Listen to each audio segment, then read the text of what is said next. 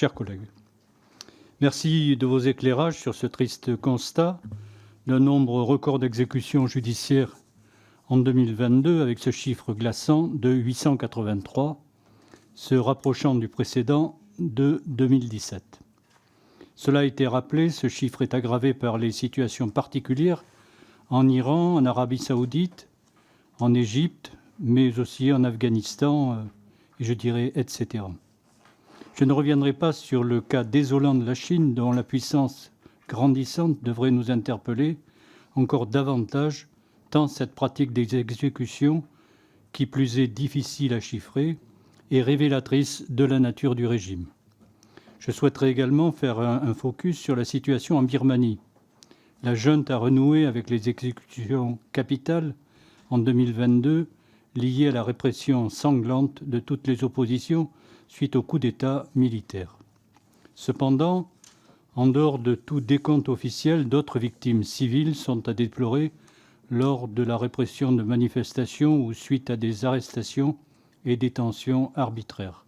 Je salue au nom des députés de mon groupe la ténacité et l'action d'Amnesty International. Comme cela est rappelé, il y a un mouvement tendanciel à l'abolition depuis 1977 et le début de votre combat. Les 6 nouveaux pays ayant rejoint le camp abolitionniste en 2022 sont évidemment un motif d'espoir, mais je le répète, même si les situations ne sont pas comparables, le fait que la Chine et les États-Unis, deux puissances majeures, soient également les pays pratiquant le plus grand nombre d'exécutions interpelle. Notre table ronde témoigne de la préoccupation de la représentation nationale sur le sujet et je sais que notre diplomatie est également attentive à la question. À votre avis, pour 2023 et 2024, quels pays vont rejoindre le camp des abolitionnistes? Merci.